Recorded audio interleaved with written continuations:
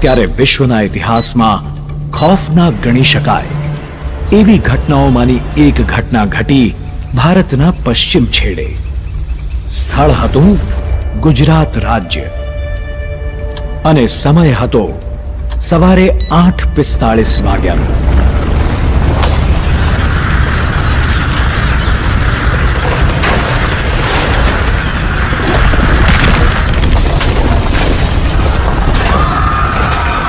ઉપર નીચે બધું એવી રીતે એક સાથે હલતું. ધ્રુજારી એટલી બધી હતી જાણે હમણાં જ ધરતી ફાટી જશે.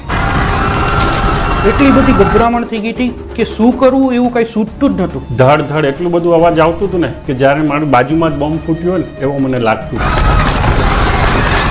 મેં ઉપર જોયું તો 6 થી 8 ઇંચની ઉપર સીલિંગમાં તિરાડ પડી ગઈ હતી. જાણે એમ લાગ્યું કે એ તિરાડ અમારી આખી બિલ્ડિંગને હમણાં ઘડી જશે. એ વખતે કશું લીધા વગર ગભરાતા દોડતા સીધા જ બહાર નીકળી ગયા. બારે જોયું તો લોકો આમથી તેમ દોડતા હતા. લોકોની ચીચિયારીઓ સંભળાતી હતી. બીજા માળેથી અમે નીચે કૂદ્યા અને અમને ખબર જ નહીં કે અમે ક્યાં પડ્યા હતા. જાણે એવી અનુભૂતિ થતી હતી કે ભુજ આખું જ ખલાસ થઈ ગયું છે અને શૂન્ય બની ગયું છે.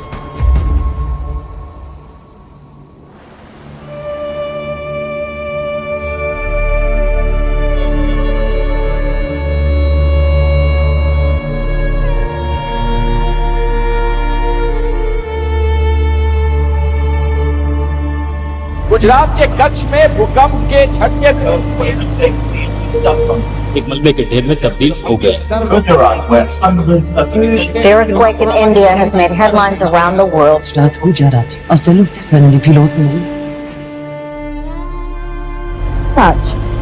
At 8:46 a.m., Gujarat changed forever.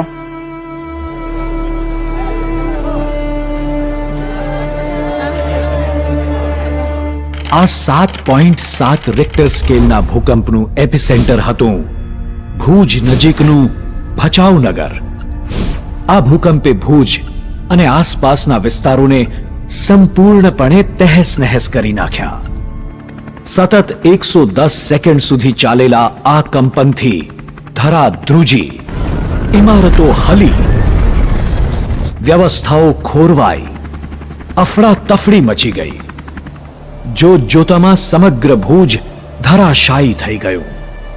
ભયંકર તબાહી મચી ગઈ. આખું શહેર જાણે ઈંટો અને પથ્થરોનો ઢગલો બની ગયું. હજારો લોકો કાટમાળ નીચે દટાઈ ગયા. જ્યાં જુઓ ત્યાં દોડાદોડી, ચીચિયારીઓ અને રુદન. ચારે કોર ભીતિ. ભુજની મોટામાં મોટી હોસ્પિટલ GK જનરલ હોસ્પિટલ, જેમાં 249 દર્દીઓ સારવાર લઈ રહ્યા હતા, ભૂકંપના ઝાટકાએ આ વિશાળ હોસ્પિટલને પળવારમાં દર્દીઓ સહિત જમીનદોસ્ત કરી નાખી. આવા તો કેટલાય નિર્દોષો કાળના આ ક્રૂર પંજાનો શિકાર બન્યા. વિનાશ અને વિષાદ સર્વત્ર છવાઈ ગયો. આ ભૂકંપે ઘણા ગામડાઓ અને ક્યાંક ક્યાંક તો આખા જિલ્લાઓને નષ્ટપ્રાય કરી નાખ્યા. આ તબાહીથી આખું વિશ્વ હચમચી ગયું.